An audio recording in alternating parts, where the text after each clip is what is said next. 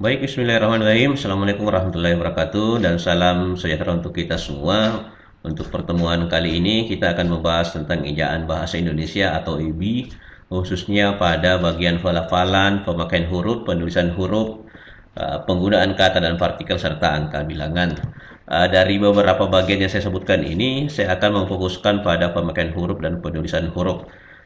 Namun sebenarnya materi ini adalah bagian dari FUIB yang kalian bisa menoloknya di internet ya, pedoman umum ejaan bahasa Indonesia.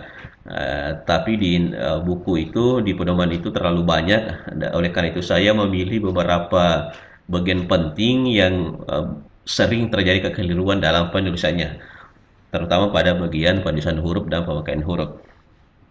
Nah, baik, yang pertama kita lihat soal pelafalan. Jadi dalam bahasa Indonesia, pelafalan itu sudah disesuaikan dengan apa yang tertulis. Jadi jangan lagi ikut pelafalan bahasa Inggrisnya. Kalau memang berbahasa Inggris ya tuliskan dalam bahasa Inggris. Misalnya kalau tulisannya teknik, ya dibaca yang benar adalah teknik, bukan lagi teknik. Tegel dibaca tegel, bukan tehel. Energi, jangan energi atau energi. Nah, praktik ya bukan praktek. Jadi yang baku itu praktik. Kan ada kata praktikum, bukan praktekum. Jadi yang benar adalah praktik. Kemudian risiko, bukan resiko. Ya, Anda bisa mengecek di KBBI ini, Kamus Besar Bahasa Indonesia edisi kelima. Yang baku itu adalah risiko. Kemudian masalah yang sering muncul, soal penulisan singkatan yang berkaitan dengan kata-kata biasa ya, yang bukan nama diri. Nah, kalau ini kan kalau Anda menulis seperti ini itu dibaca TP. Nah, bukan TP karena ini singkatan biasa, bukan merek. Beda kalau LNG. Kalau LNG ya memang karena merek ya biasanya memang dibaca LNG atau LG saja. AC juga harusnya dibaca AC ya. Oleh karena itu kadang-kadang pendingin ruangan atau televisi, nah lebih aman. MTQ bukan MTQ ya, jadi ini sering keliru juga. Tapi ini tidak terlalu masalah karena kita akan fokus ke masalah penulisan. Kemudian mungkin Anda lebih paham dari saya ini yang baru tamat SMA biasanya masih lebih ngerti pelafalan HCl ya CO2. Namun kalau merek-merek seperti ini kan nama diri, tetap dibaca Coca-Cola bukan Coca-Cola ya. Ini nama diri, bukan nama umum ya. Nama diri itu merek-merek yang sudah melekat pada nama makanan, minuman, dan sebagainya. Benda-benda elektronik dan sebagainya. Itu tidak bisa diganggu-gugat. Kita tidak bisa menyesuaikan lafalnya dengan bahasa Indonesia, karena dia merek, ada hak ciptanya. Nah, kemudian pemakaian huruf. Nah, dalam bahasa Indonesia, kita sering keliru dalam pelafalan atau penulisan huruf-huruf seperti F, V, X, dan Z. Nah, pertama misalnya F. F ini ya mungkin karena pengaruh bahasa daerah kadang-kadang diganti menjadi P ya. Jadi fakta bukan fakta, fakta. Ini yang paling sering agak susah juga dilafalkan ya, valuta bukan valuta ya, valuta. Aktif bukan lagi aktif. Nah, beda pelafalannya itu F dengan P. Kalau P ini bibir rapat ya, antara bibir bawah atas itu rapat. Kalau pakai F, bibir bawah sedikit menyentuh gigi atas, aktif. Nah, udara masih keluar sedikit. Nah, kalau pakai F, ziarah. Jangan lagi diganti menjadi ziarah atau siara, jadi ziarah ya, pakai Z. Nah, ini ada contoh. Kalau di kampung saya biasanya kalau orang tanya pakai mobil apa? Avanza ya. Padahal maksudnya itu Avanza ya. Mengapa? Karena misalnya lidah-lidah orang Bugis itu tidak bisa menyebut dengan tepat V ini, kemudian Z ini menjadi S. Sementara bunyi ong itu kadang-kadang menjadi ong. N menjadi ong ya. Jadi jadilah Avanza ya. Nah, itu pelafalan bahasa Bugis biasanya seperti itu. Jadi Avanza ya. Agak susah pelafalannya. Kalau di Samarinda kadang-kadang yang agak aneh bunyi Z ini kalau saya perhatikan di Samarinda, dia mungkin juga di Kalimantan Timur ya, dia menjadi variasi atau alofon dengan bunyi J seperti ini. Jadi kadang-kadang Rizal seperti nama saya Rizal dibaca Rizal, itu si Rizal ya, padahal beda J dan Z ya. Ya, jadi kadang-kadang izin ditulis izin ya. Itu beda. Zaman, zaman. Yang baku adalah zaman, izin ya. Jadi Z dan J itu berbeda.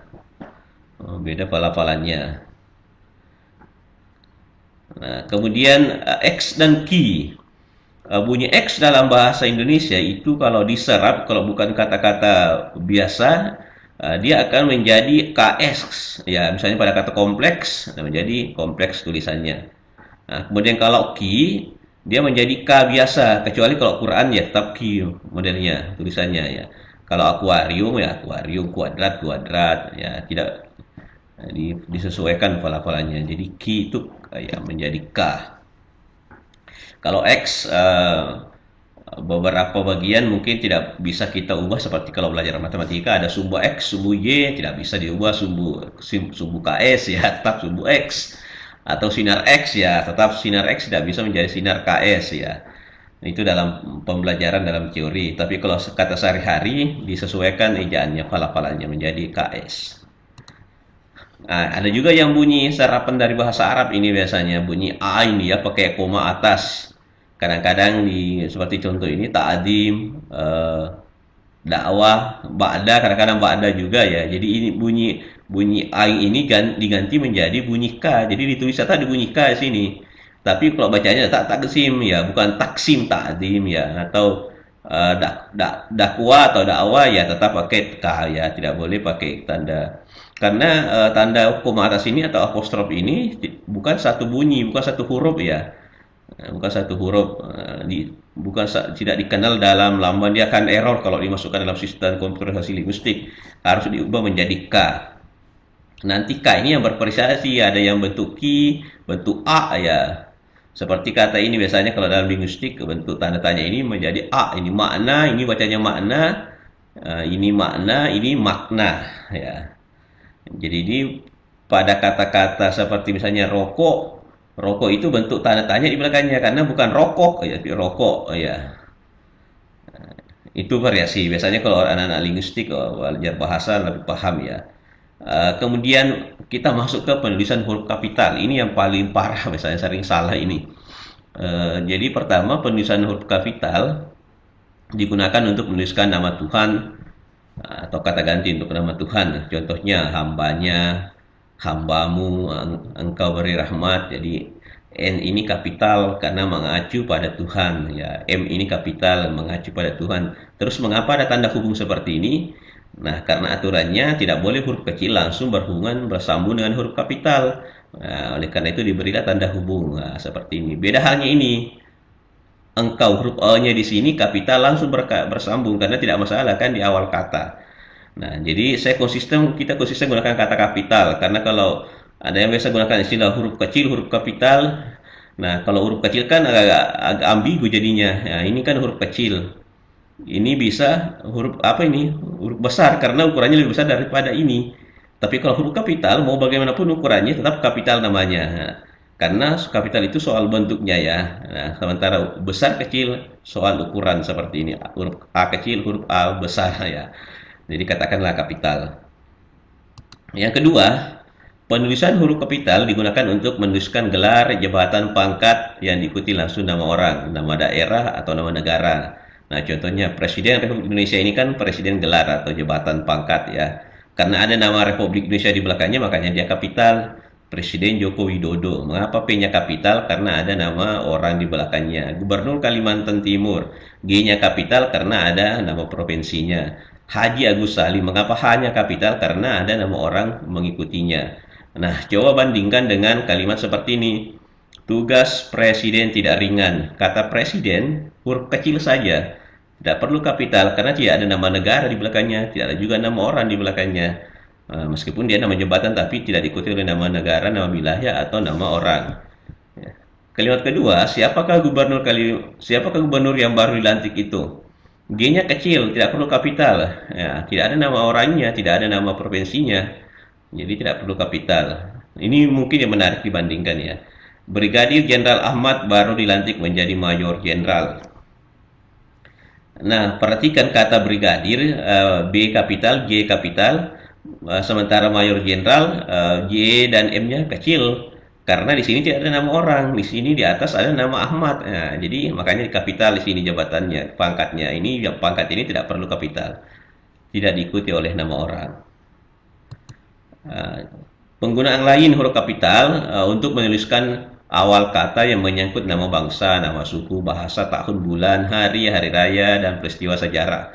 Misalnya bangsa Indonesia, suku, Makassar, bahasa Bugis. Jadi kalau nulis bahasa itu kecil saja ya, bahasa Bugis, bahasa Kute, bahasa Banjar, bahasa Indonesia, bahasa Inggris.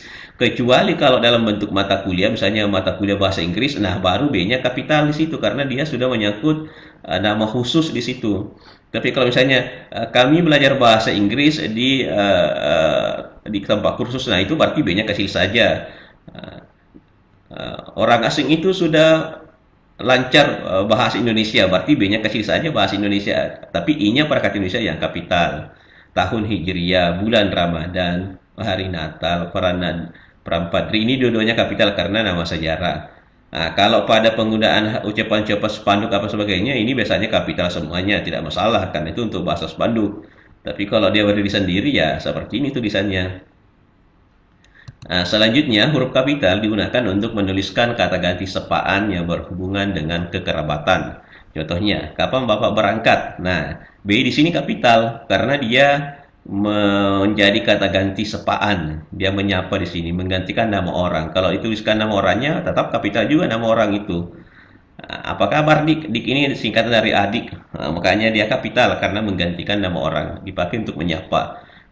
Surat saudara sudah saya terima, saudara kapital. Nah, dia sapaan. Mereka pergi ke rumah camat. Nah, ini bentuk sapaan juga. Coba bandingkan dengan penggunaan kata ganti sapaan di bawah ini. Kita harus menghormati bapak dan ibu kita. Kata bapak dan ibu kecil karena tidak dipakai untuk menyapa. Ini cuma kalimat informasi, kalimat berita. Semua kakak dan adik saya sudah berkeluarga. Kakak adik ya kecil saja karena tidak dipakai untuk menyapa. Semua camat dalam kabupaten itu sudah hadir. Ini camat kecil juga. Nah, seperti itu. Sekarang masuk ke penulisan huruf miring. Untuk menuliskan nama buku, pertama menuliskan nama buku, majalah, dan surat kabar. Contohnya, Negara Kertagama, karangan Prapanca. Jadi, ini biasanya kalau kita menuliskan dalam karangan ilmiah, judul buku itu ditulis miring. Majalah Bahasa dan Kesusastraan. Nama majalahnya Kaltimpos ya. Kaltimpos berarti karena nama surat kabar makanya ditulis miring. Atau Samarinda Post ya, merek surat kabar itu ditulis miring. Ini surat kabar Fajar ya, ini contoh mengapa ditulis miring seperti ini dan huruf kapital karena ini nama surat kabar bukan nama orang. Kalau nama orang tidak perlu ditulis miring, cukup F-nya kapital. Ya, sudah selesai nama orang. Mungkin artinya ada surat kabar yang dimiliki oleh Fajar, tapi ini ditulis miring dan kapital berarti merek surat kabar itu namanya Fajar, harian Fajar. Nah, seperti itu perbedaannya. Kemudian untuk menegaskan atau mengkhususkan huruf bagian kata atau kelompok kata. Contohnya, bab ini tidak membicarakan tentang penulisan huruf kapital. Nah, kata tidak di sini mengkhususkan maknanya ya atau menegaskan maknanya bahwa tidak ya. Dalam bahasa sehari-hari, bahasa lisan, kadang-kadang kalau kita ingin menegaskan sesuatu itu diulang-ulang. Saya tidak tahu masalah itu. Sekali lagi saya tidak tahu. Nah, kata tidak diulang 2 kali supaya dipertegas. Tapi dalam bahasa tulis kan tidak menarik kalau diulang-ulang ya. Oleh karena itu sebagai cara kita menegaskannya ditulis miring bagian yang ditegaskan itu. Nah, bisa juga seperti misalnya saya berjanji bahwa, nah kata berjanji bisa ditulis miring misalnya karena dipertegas di situ. Nah, contoh lain misalnya buatlah kalimat dengan berlepas tangan. Mengapa ditulis miring ini? Karena ini makna-makna konotasi, ada makna khusus di sini. Jadi biasanya orang tulis tanda petik ganda, tapi baiknya digunakan saja tanda tulis miring saja seperti ini. Nah, seperti itu kira-kira untuk penulisan huruf miring. Yang terakhir, kalau kita menuliskan nama-nama Latin seperti ini, nama ilmiah Manggis, atau ada istilah-istilah terjemahan itu bisa juga ditulis miring. Misalnya upgrading, ditulis miring karena dia bahasa Inggris ya, karena artinya penataran ya. Itu contoh-contoh yang digunakan untuk menulis miring. Untuk selanjutnya penjelasan tentang kata turunan kita lanjutkan pada video berikutnya. Terima kasih.